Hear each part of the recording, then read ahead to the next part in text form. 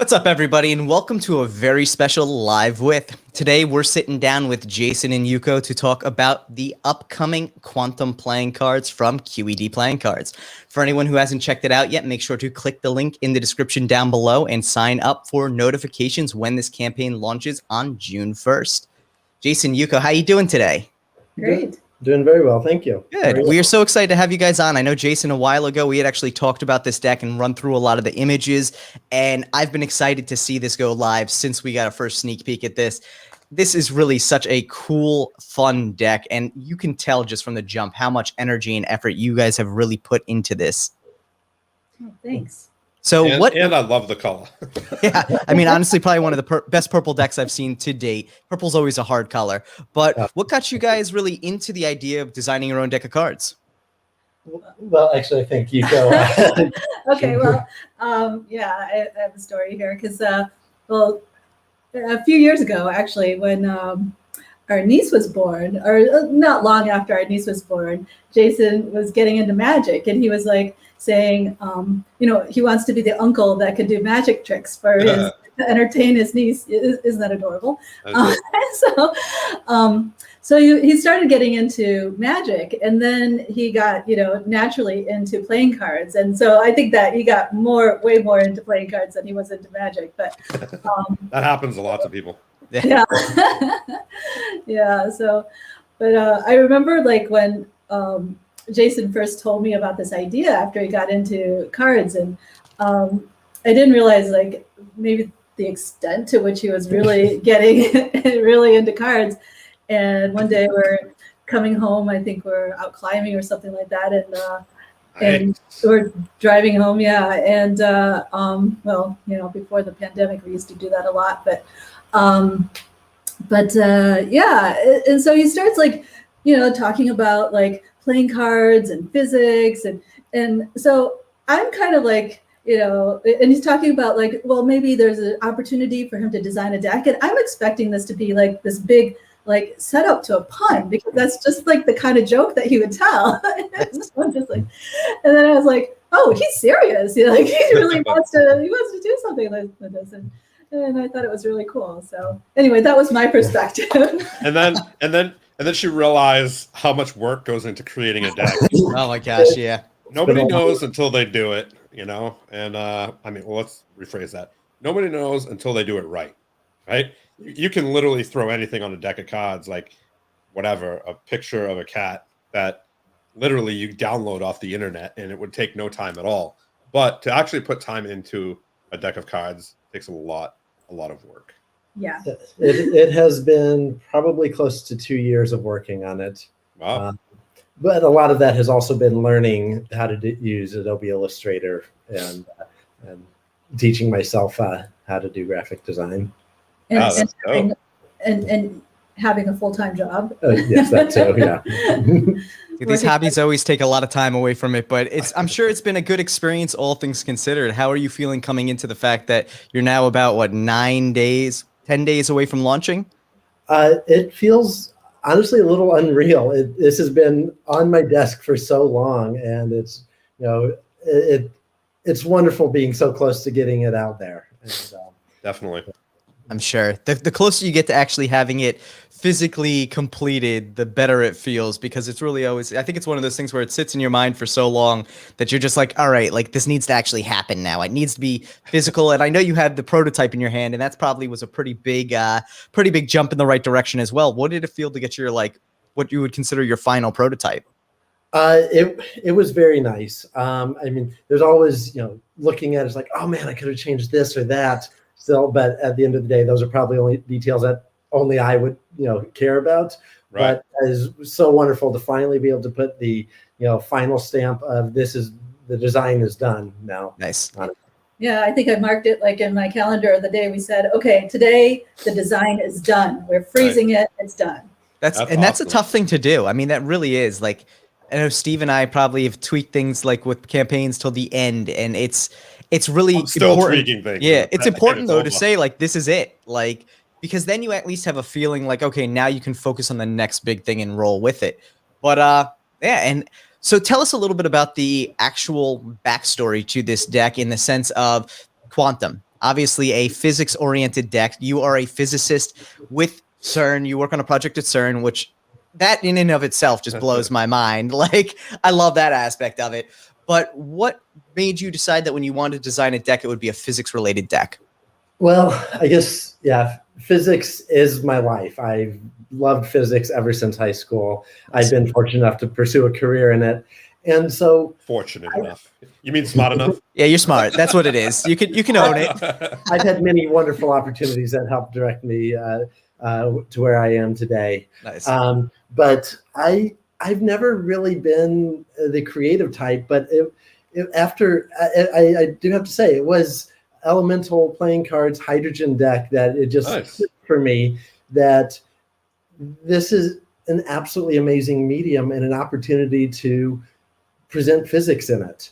Nice. And I spent quite a bit of time thinking about it even before I ever mentioned it to Yuko, about how can I go about doing physics in cards, because it certainly doesn't make sense to follow the same idea of doing different elements, which is a brilliant idea. But so instead, I wanted to focus on some of the amazing physicists from history that have contributed to the field. And then, thinking there's so many amazing physicists through history. And I read a lot about the history of physics and a lot of popular physics books. So I guess I think about this a lot more than most people, but I just couldn't pick and choose and fit everyone in a single deck. So I decided to split it by subfield, and quantum, it just kind of seemed like the most natural one to start with, partially because I have to admit, I'm a big fan of Richard Feynman. He's a very popular physicist, and this is the deck that he shows up in. That's cool. That's so cool. Now, Yuko, what role do you play in the whole quantum side? I would say design consultation. I mean, it really is 90% or upwards of 90% Jason. I mean, what I meant is he's obviously a physicist, Yeah. And yeah. what are you also a scientist or what? Well, actually, right now I am studying data science. So I went back to school, and but my background is I come from IT, and I was in the financial industry, and so I did a lot of project management, basically, like managing software projects. So I'm always putting on my project management hat when we're working on this. We have to have a plan. We have to set dates. I know we don't know. It's like it's hard to say like, oh, well, we have to hit these dates when Jason's got, a job that's very important and, takes priority. But at the same time, I mean, we do need to drive to certain dates. And so we really worked on, making sure that like having all the logistics, in place and making sure we thought through I think my hobby is thinking of everything that could possibly go wrong. That's the most important part. Oh my gosh, for sure. This makes a lot more sense about where the deadline came from now, and I think that's good though. Like, hands down, having those deadlines is crucial, because otherwise you're creating a deck for the rest of your life. Like, knowing you want to get this actually out there, you do need those deadlines to say, okay, we're going towards it. And even if it's like far enough out, like, that's fine. You just got to stick with it. So that's awesome though. Yeah. We both know that you're the boss. That's for sure.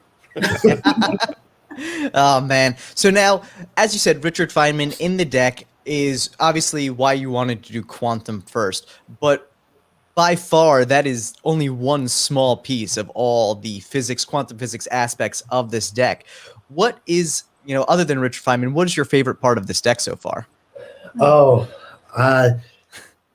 single aspect, that is tough. I guess I would say my favorite from the design point of view, being able to put all of the iconography in all of the court cards, figuring out how to hide the stories of each individual physicist and their contributions to the development of quantum physics into the design. And so, yeah, I know it's a catch-all, but yeah, specifically the details about the physicists. Yeah. Nice. I don't agree with that, because for me, I didn't come from the card side so much but I love playing games, and I love playing really nerdy detailed games. And I think we had a lot of fun just hiding a lot of details in there and kind of making a game out of it for us, really, and like putting like the physics experiment in the deck and stuff like that. And that was like a lot of fun doing that. That's super cool. That ad card, I guess you can call it, or He tries to hold it up. We have pictures here. So. No, I didn't hold it up. That's why I just like.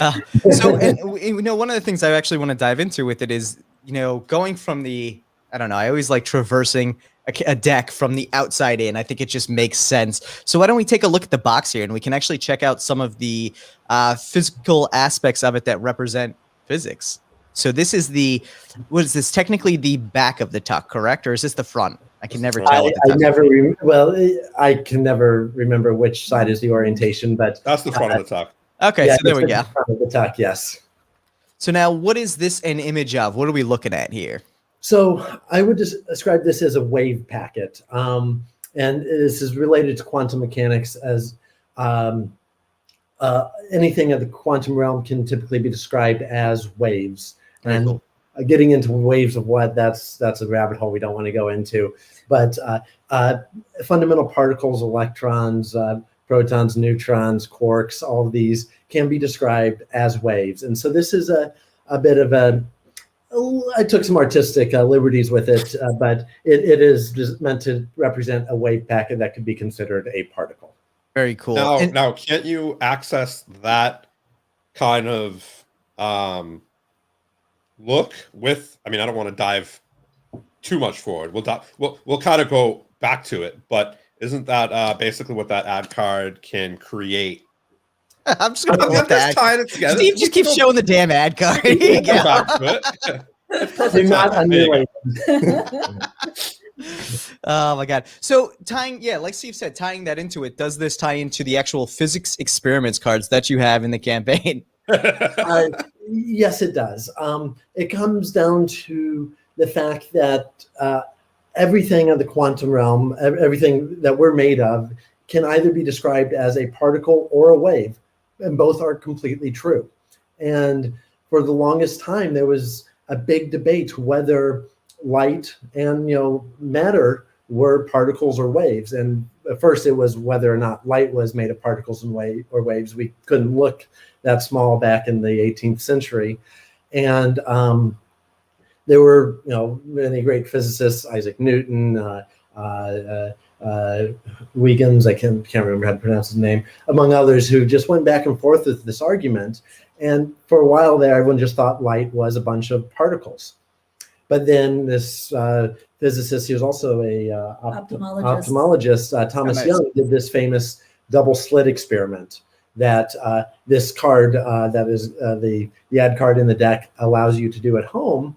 And what happens is you pass light through two very small slits in a material that are very close to each other, and you begin to see an effect that can only be seen if the light has wave-like properties, and this is called interference. And so you can see a pattern on a far wall in a dark room when you shine a laser, red laser through the holes, and you can see this pattern that indicates it does have wave-like properties. Yeah, you can picture like waves, like ripples in a pond, and when those waves hit each other, you can see, you can imagine that interference pattern. So it's kind of literally acting like those waves that you can see, like the light doing that.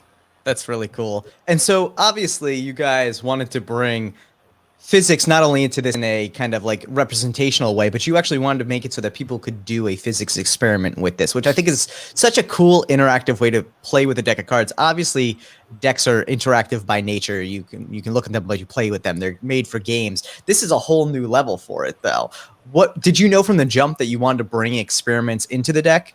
From the get-go, no. I discussed with some Magic friends of mine what gaff cards or ad cards to add, and so of course including a double backer. And I was thinking about doing maybe a blank facer, but then Yuko came up with the idea of why not put a physics experiment in there, and very cool.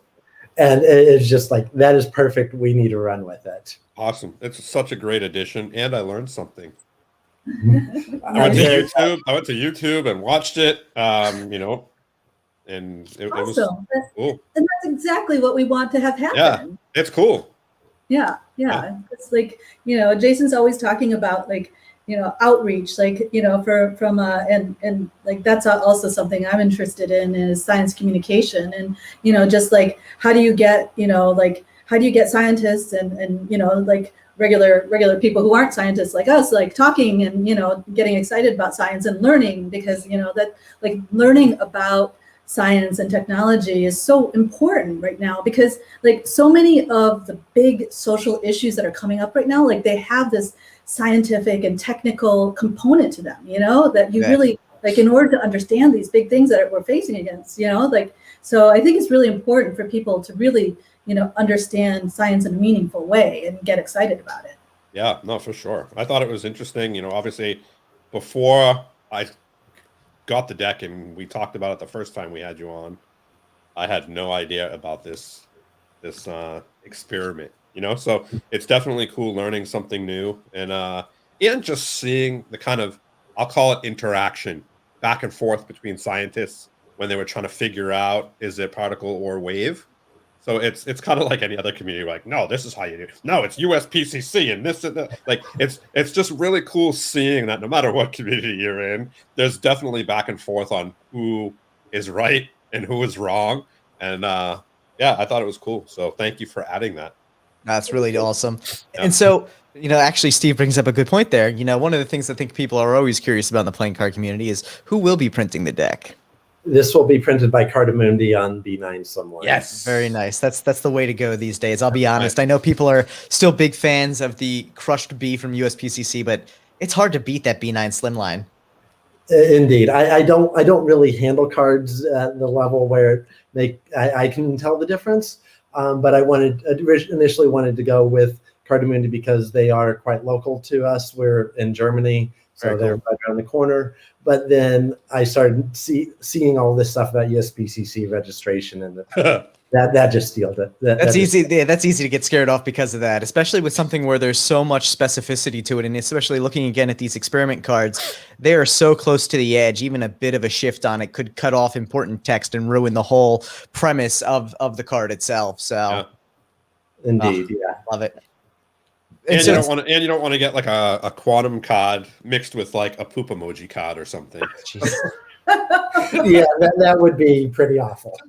I mean, hey, you'd have a one-of-a-kind deck, though. You'd have a one-of-a-kind deck. So there you go. And so taking a look at, moving slowly through this, actually a little bit of a step back here, taking a look at the back design. I have to say, this back design is so eye-catching, not only for the atom in the center and the whole kind of feel of everything, but if you take a look into it, there's so much depth to it. The way this was designed, it really feels like you're looking into this, like, I don't know, scientific kind of 3D vibe to it. I don't even know how to explain it, but what is the back design really about here? So the back design, I guess, of everything in the deck has most artistic liberty as far as scientific meaning. It really is, as you described. It's just centered around this atom, and you could call this the Rutherford model of the atom, and that's definitely the core element in it. And then the rest of it is for aesthetics. The feel of just kind of like spiraling inward, and that's really cool. It definitely made it usable by cardists too. That back design, Yeah, that little like fanning element on the back there really adds in the circular center aspect, adds a lot of like physical motion to it, but also like stability while spinning, things like that. It's really a very cool design. Thank you. Yeah, we took inspiration from a lot of amazing decks out there, and we actually this was the part that we actually worked with another designer on. Who came up with the main concept of the back design, and we were super happy with her work. We just kind of told her roughly what was awesome in back designs, and she came up with this. And so we can't claim credit for it, but are you allowed to share her name or? Yeah, we also gave her a list of everything that all the rejects, the things that we tried that weren't working. So yeah, she's actually not a deck designer. This is the first time she's ever worked on the playing card. She's really a scientific illustrator, but her name is Ina Biggin. She's in Sweden, I believe. No. Is it Denmark or Sweden? She's up north in Scandinavia. Thank you. Good save. Good save. But that's really awesome, and I do think honestly for a first time diving into playing cards, that is such a perfect design for, not only collectors but cardists, and again, like, I just like the way it looks. I like the feel it gives. I think one of the things, to at least, on a personal level, I always remember like old school like documentaries and old school even like cartoons where it would talk about science, and you would be like looking through a microscope and it would all of a sudden be going down the layers and things would get smaller and smaller and smaller and you'd finally hit the atom. And this gives that feel where like you're really diving into an object to get to that like atom level, that atomic level, which is so cool.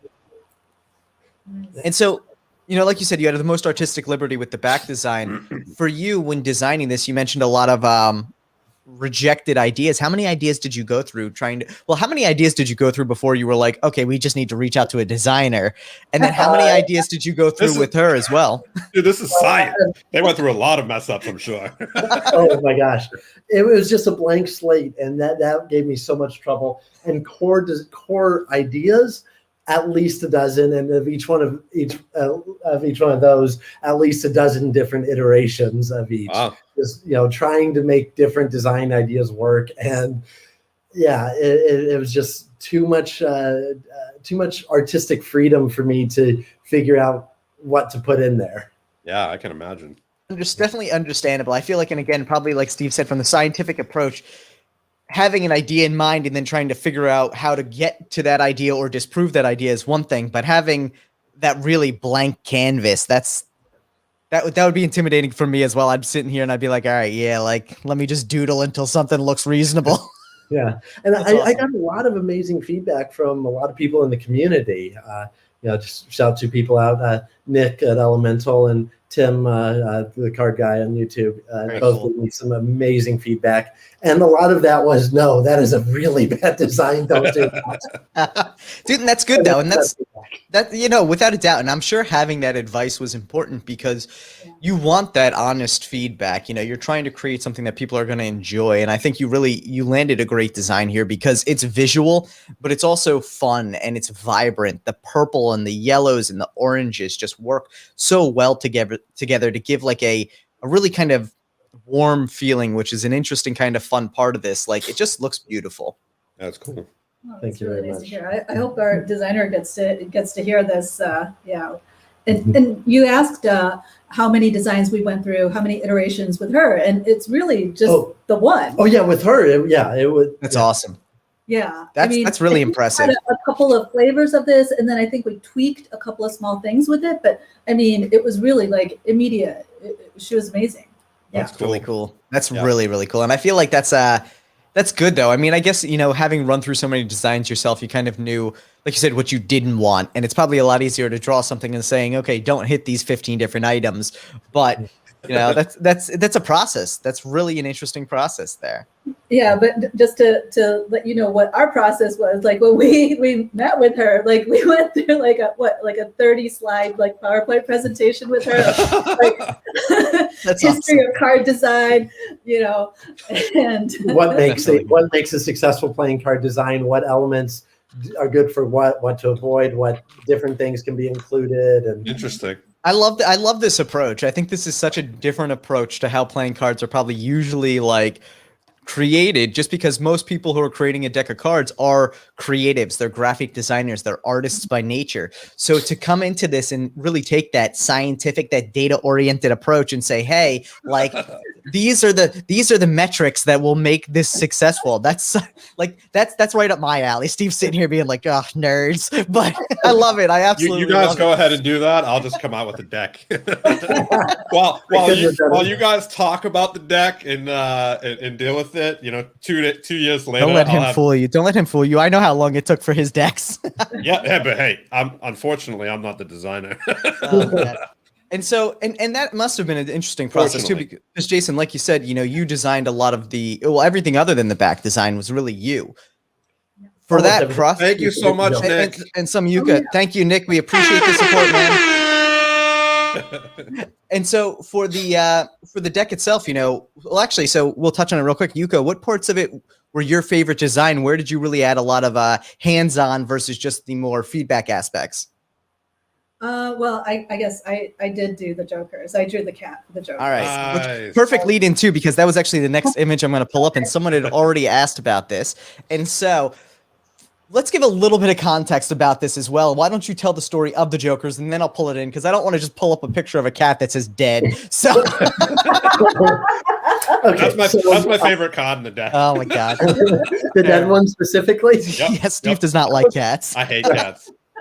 Okay, so one of the most, I guess, the most well-known ideas behind quantum physics is Schrodinger's cat. And so you see this all over popular media. And so it was an idea, a proposal by Erwin Schrodinger, who is also represented in the deck, one of the great luminaries of quantum physics.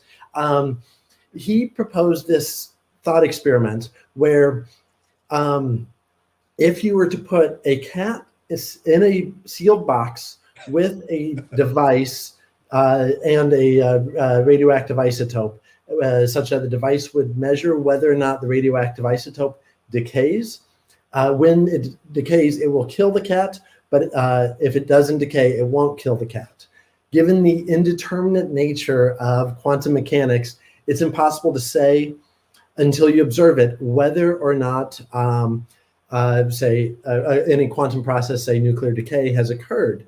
And so in this case, until you look in the box, you can only give the probability that that radioactive element has decayed, and therefore you can only, you don't know whether the cat is alive or dead. And in fact, it goes further than that. The cat is both alive and dead simultaneously until you open the box and look in and see which state it is in. So I feel like I have to jump in here and say, like, it really sounds ridiculous. And he actually proposed this as a ridiculous idea. He thought it was ridiculous because he was saying, you know, what quantum physics is saying is that you have a state where you have a cat that's both alive and dead at the same time, or neither alive nor dead. No, it's both. Both alive and dead. Yes. Sorry, both alive and dead.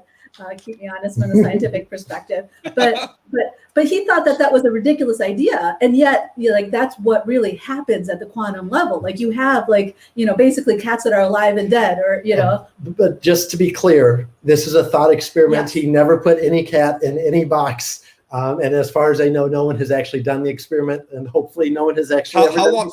I have an idea. How Oh my long? God, no. How No, long Steve, do you just have no. to put the cat in the box before you know? That's the thing. You don't. Yeah. If you never open the box, you never know. That's the whole premise. That's precisely the point. That's yes. true. So why don't you just put it in the box and put it in the ground, and then you can call it dead?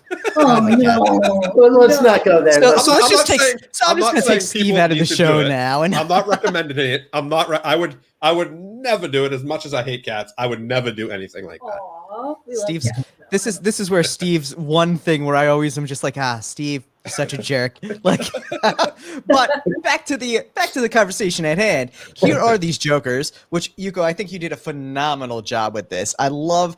First off, I have to say, like, the idea of a dead cat and talking about it, I think you did a very good job portraying it in a way that wasn't like graphic, you know, like the indicator here is the eye is open versus the eye is closed. If the labels were not there, you could take the cat as being sleeping. And I think that was the right approach, because obviously you don't want this to be a graphic scene.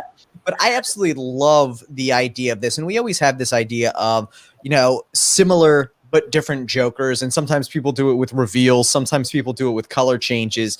But tying that into this theoretical experiment is just brilliant.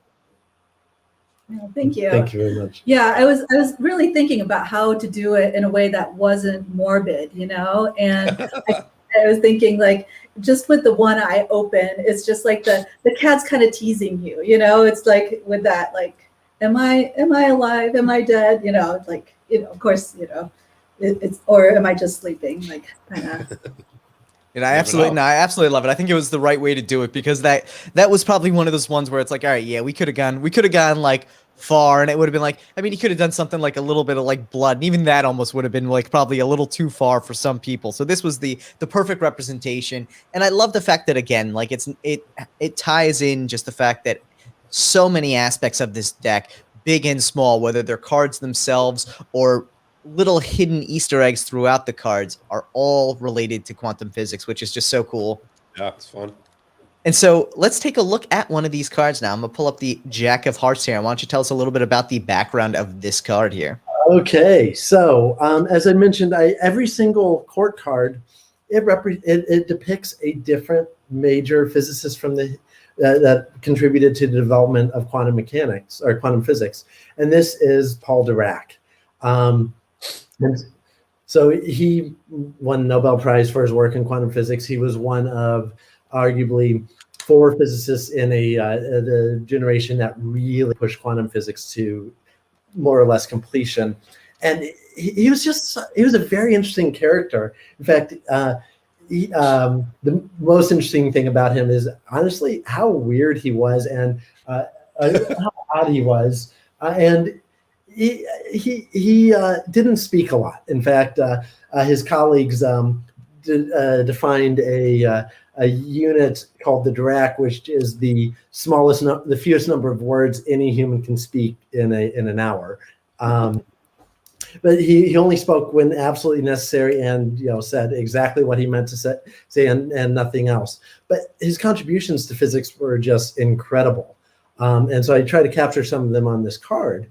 For example, let's pull it back up here. There we go.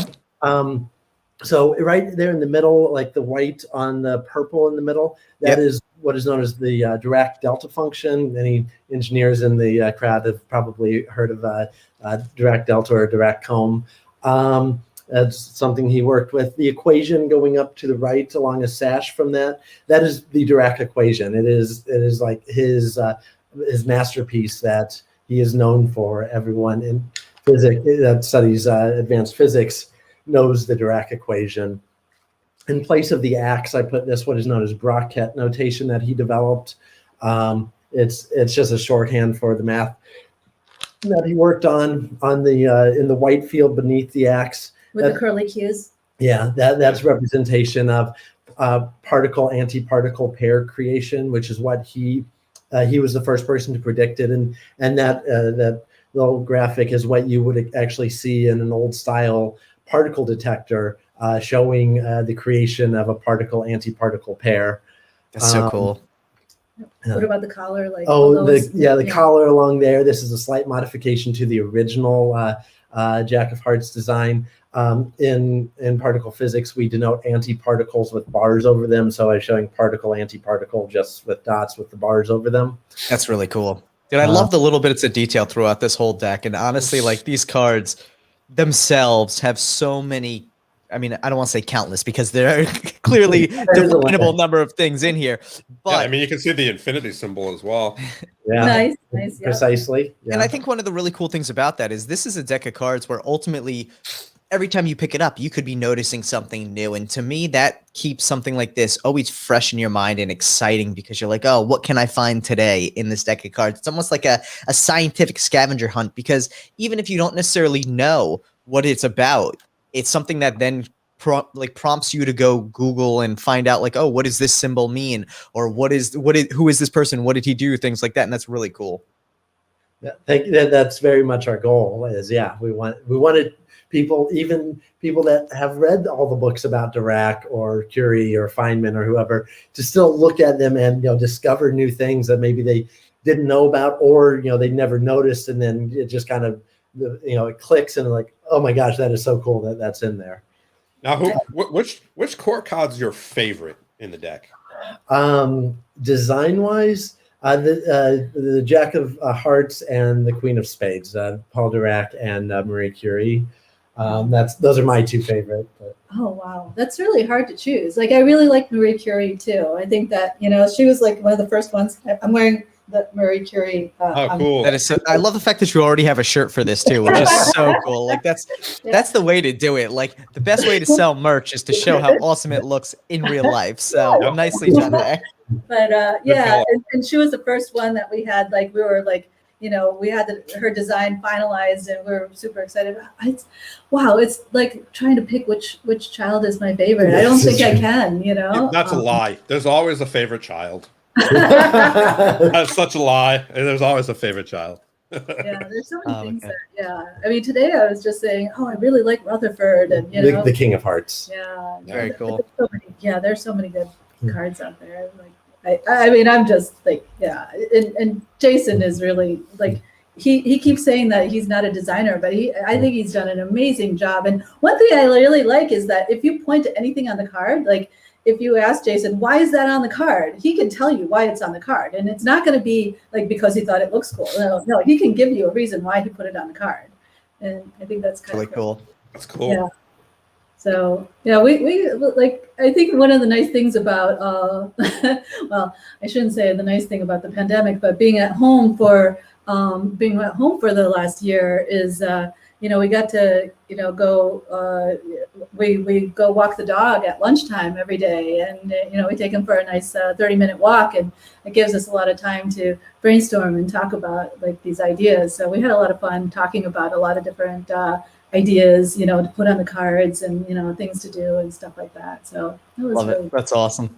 Definitely a cool kind of job, I guess you could say job or activity, let's say, to do together outside of everything else, That- especially during the pandemic. I'm sure it was a lot more fun working on this when you're at home. Absolutely. We can't go out in the evenings or on the weekends, so Yeah. we get to create something. Yeah, that's cool. And so both of you mentioned that you're really big fans of the Queen of Spades. So let's check this out here. Mary Curie here.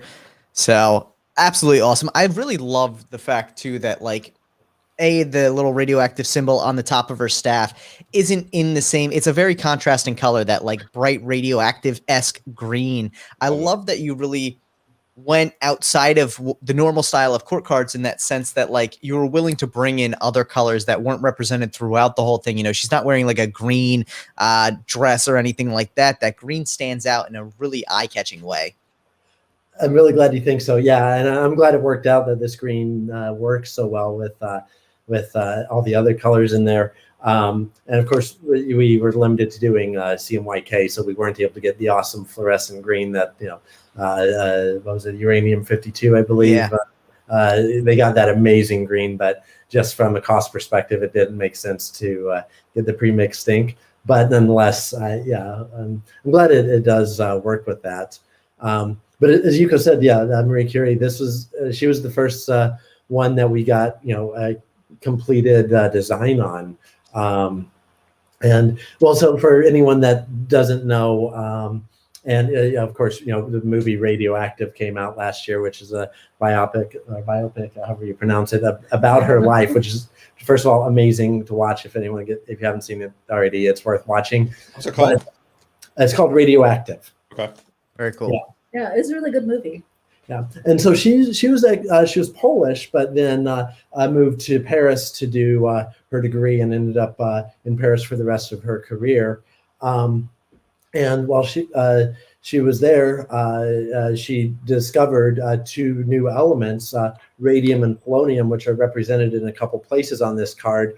One where she's writing, but also if you look at the white line work around her collar. Okay. That's actually, if you notice, those are numbers 88 and 84, which are the atomic numbers of radium and polonium. I don't. That's really cool. Which, and also she was the first woman to be awarded a Nobel Prize in physics, or any Nobel. I think at least in physics, any Nobel Prize. Yeah. She is the only person to date to win 2 Nobel Prizes in 2 different scientific fields. Wow. Both in physics and chemistry. And just absolutely incredible legacy. And she did much of the groundbreaking work about radioactivity and understanding how atoms work. She was actually one of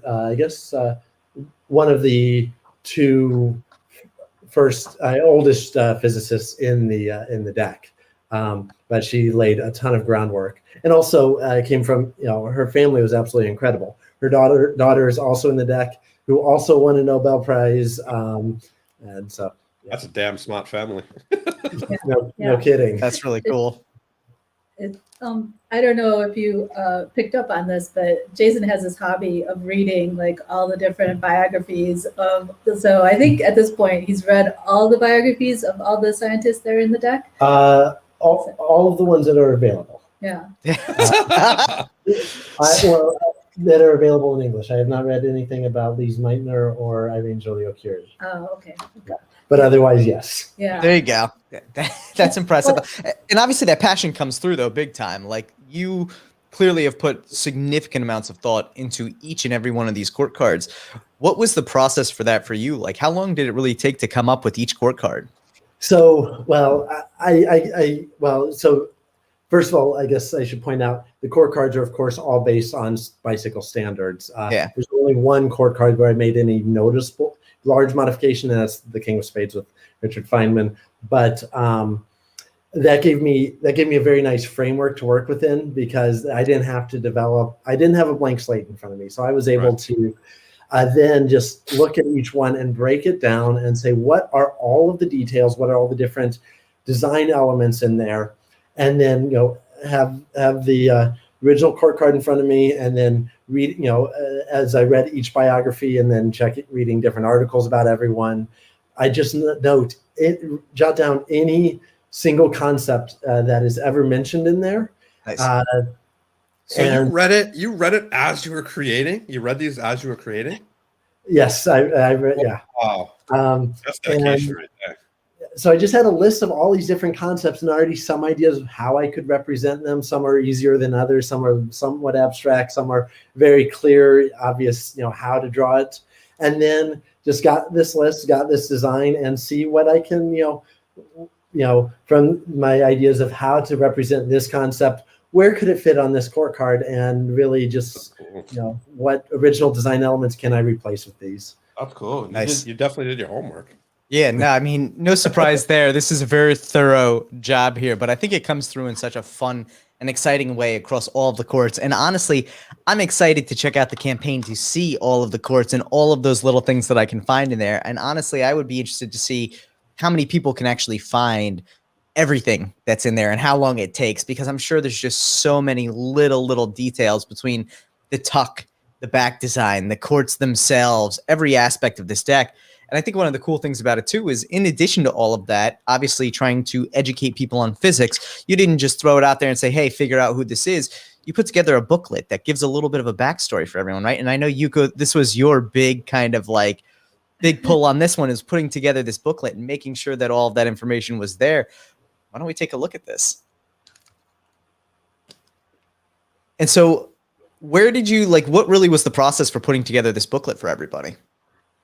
So I knew that, we wanted to keep it compact. And so we didn't want to there's so much that we could say about every one of these physicists. I mean, they did so much. So the challenge for me was to try to condense their biography, if you will, into into one page. And so I wrote one page for each physicist. And some of the stuff comes from the details that are on the card, and other things are just details that I knew about their biography, and discussing it with Jason, and we sit down and talk about, okay, what are some of the main things that you want to say about this physicist, or what are some of the most important things about this physicist.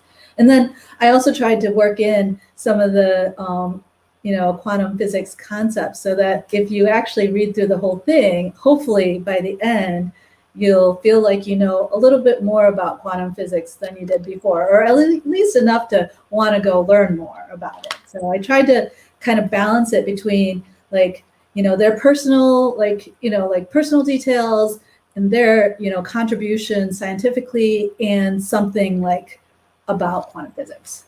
Very cool. And so I was just going to say, the one thing that stands out to me here is that it says in quantum electrodynamics QED. So I didn't know where the QED name came from either. And so I guess now I learned something new today too as well. I feel like I've learned a lot of things. Too, dude. Yeah. I just saw that literally the same time you did. That's awesome. So even the names of these decks have so much meaning behind them, which is super exciting. I mean, you took an idea with playing cards and you really inundated those playing cards with, actually the best word there is saturated those playing cards with as much possible information as you could without turning it into like a textbook, which I think is impressive because this is such a fun way to learn all these little things. And I think, there's people in the chat who are saying that they're really into physics, or some of them are saying, hey, I never knew this. And like, they're really interested in the concept of how much this deck is not only beautifully done, but also teaches. Excellent. That is very much our goal. One, to have, we had a ton of fun filling it with all these details, but also, it's wonderful to hear people, being so enthusiastic about it, because we want people to see these details and look more into it. I just wanted to mention, like at the end of the booklet, there's a further reading section that way, with our recommendations of different books to read. Oh, cool. To look up more. Yeah. That is really, really cool. I love the fact that, like, again, this is not only a entertainment style deck here, but obviously there's education that ties into it. One of the big things too, I know we discussed this a little bit earlier, you wanted to touch on, what's one of the most exciting things about this campaign for you that you're offering here? Oh, okay, yeah. So, so this ties into the fact that I am a physicist by profession. Most of my time I am doing research and attending research meetings.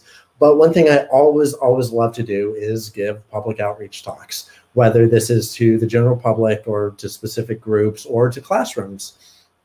And I love talking about my work and the background of my work. And so I'm particle physicist at CERN. A while back, I worked as a tour guide at CERN when I was based there. In fact, actually, our first date was at CERN. I gave Yuko a tour of the Atlas detector. Yeah, it was a lot of fun. Great first date. But anyway, so I digress. Now we're married. Yes, yeah. But so one of the things I'm offering as an add-on to the campaign is a lecture on particle physics, and this is a lecture that's designed for the general public, and I can tune it for, if it is for, middle school class or, a group, local science enthusiast club or what have you. Bachelor party, anything. Make it a fun time. Yeah. And I will say, I cannot in principle charge to educate people about physics. Kickstarter requires me to have a minimum add-on price of €1 on it, but I essentially want to give it away for free. But also, it's limited to limited quantity because my time is also limited. But that will be that is one of the add-ons we have on the campaign. That is very That's cool. I'm really excited about that. That's so cool. So, and two questions actually did come in, and I want to touch on them because we're getting, there's so much detail here. It's so crazy, and I want everyone to know, like, if we sat down and looked at everything in this deck, this would be like probably, I don't want to say our longest live stream yet because we had a 24-hour live, but it would probably be our second longest stream. There is so much detail and information throughout this that I highly recommend everyone who's watching to go click on the notification link for Kickstarter. So if nothing else, even if you don't back the deck, you can go check out all the detail in it. But I guarantee that when you go check out this deck and you find all the information in it, you're going to want to back it as well. So make sure to click the link in the description and check out the notification page that's up right now. The campaign goes live on June 1st, and we'll touch on the specifics of that in a little bit as well. But one of the questions that came in is, you mentioned earlier that you wanted to do a physics deck, but there's so much in physics and so many people who made such major impacts that you decided to do it into, categories. So first is quantum. Should this project continue, how many decks do you have in mind? I think we've got written down and roughly sketched out somewhere between 8 and 10. Ones later in the list, they become a little fuzzier, and we'll, hash them out more as we get closer to them. This is, of course, is dependent on the first one being successful, but we have a lot of the second one already planned out, at least who all will be in there and some of the design ideas. Very cool. That's really, really cool. And then the other thing from Nick wanted to know, will Higgs be represented in the deck? Which I want to say his name is Paul Higgs, right? Peter Higgs. Peter, there you go. I knew it was a P name. He's not in this deck. Okay. However, I would like to include him in the third deck. So I'm a bit biased that I'm actually factorizing out particle physics from quantum because that's my own area. And so I want to make that the third deck. And that will actually present a new challenge because every physicist represented in this deck and also in the second deck is deceased. And so in the third deck, there are 2 individuals that I want to include who are still alive. And so at that point, I will want to make sure I get permission from them. And so that'll be a new and interesting challenge. Oh, cool. That really will be an interesting one. I think it would be interesting to see. I'm curious to see how that goes. So you'll definitely have to let us know how that discussion plays out, going to these scientists and being like, hey, I want to put your picture on a deck of cards. But I think, especially, the third deck, it'll give you that credibility to come with it and say, hey, here's the purpose of this. Here's how we've gone about this. This is what we're using to drive this deck. And I think that's really cool. Thank you. Yeah, and that is the plan. Why I want to make it the third deck is so exactly we can approach them and say, this is what we want to do, as opposed to, roughly describing it to them. Yeah. Makes a lot of sense. Not reaching out now. Well, you know it's already a guarantee. And honestly, it's not a bad idea, especially once the campaign launches and you see the momentum, you reach out and be like, hey, this is what's currently going on. This is the plan for the future.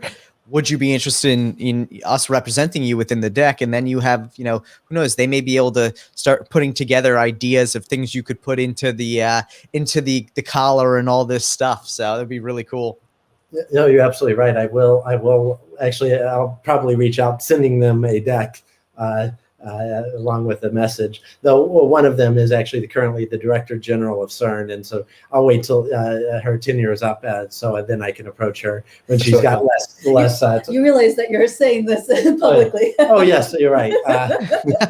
Very good point. But I plan to reach out to her after she has less on her plate. Yeah. Understandable, definitely understandable. And it sounds like in the day-to-day, and this is something I've never considered. Actually, I had a discussion about this last night, and that's actually hilarious. I was watching a documentary on space, and there were a whole bunch of, famous scientists coming on to discuss it. And something about it to me was always like, I never feel like TV scientists, and this is 100% false. I will throw this out there right now. That's 100% false, but something about it, I never feel like TV scientists are real scientists, because I feel like scientists are always so busy, they'd be too busy to be on television. But I know that's not true. It's just something that stuck in my mind last night. I'm like, that's the weirdest thing. And based on the fact that our discussion here, you're like, yeah, time is very, very short based on your job and the amount of things you have to do around it. Finding the time to put so much love and energy and effort into this deck really comes out in the imagery, the details, the color alone. Again, this is probably one of the best purple decks I've ever seen. So it's cool. It'll be cool to see, what color it ends up being, because obviously it's going to be dope. I like Tyler said, it's tough. People come out with purple decks and a lot of them are misses. But this one, I love it. I'm a big fan of dark purple, that violet, I guess you can call it. It looks beautiful. Yeah. Thank you very much. Yeah, and hopefully the color ends up like we want it to be. This is our first time printing cards, so worst case, you may end up having to do a Pantone on the tuck to ensure you get the right color. But what we'll actually be doing is we're doing a dyed cardstock for matte very cardstock. nice. So it's actually already predefined. Awesome. That's awesome. That's cool. Really exciting. And so, I know we mentioned a couple times throughout the show that the campaign actually launches on June 1st. Have you guys set a time for the launch yet? So it will be 6 p.m. Central European time. So I think that is noon Eastern time and 9 a.m. Pacific. Yeah. Pacific. Yep. Yeah. There you go. Very nice. So a lot of people, if you're out there on the Pacific time, you'll be waking up to back this deck because it is absolutely beautiful. And June 1st, I don't know, is that a weekday? Maybe they'll already be up. It's a Tuesday, so they'll already be awake. You'll be at work. You may have to take a quick break to back this thing, but it will hands down be worth it. And I'm really excited just for all the other stuff that I know is in this deck. And I know everyone's probably sitting there excited to find out what else is in there. We will not be showing anything else, but if there was one thing you could tell everyone or one card that they should definitely check out when this campaign goes live, what would it be? Oh, gee. Wow. I didn't really think about that. That's a tough call. Yeah, it's like, it depends on who is your favorite physicist. Yeah. Everybody has a favorite physicist, right? Yeah, precisely. Well, and maybe we can redefine that a little bit. Out of all the cards with the Easter eggs and everything, what is your favorite? Don't say it, but which card has your favorite Easter egg on the deck? The King of Spades has Okay. the best, the most Easter eggs, and I will just say there are Easter eggs that are, you see it right away, you know exactly what it is, and there are ones that are incredibly, incredibly well hidden, and every place in between, obvious and well hidden. And so here's my question: I'm sorry. How many Easter eggs / symbology details? Symbology. I have the count somewhere, and I could be off by a few right now, but I think on the King of Spades, it's 12 different things that are hidden in there. And the lowest is actually 4 or 5. And most of them sit around like 7 or 8. Yeah. So how many symbolic details are in the total deck? Where can people actually go in as like a challenge? Might be the last thing you have to put in the booklet is like a checklist. Be like, write down all of them that you find. Is just a list of numbers, 1 to like 160 or something like that. Yeah, that'd be cool. That'll be on the website, actually. Nice, awesome. We need to put together at least the total count. It's upwards of somewhere close to 100 details throughout the deck.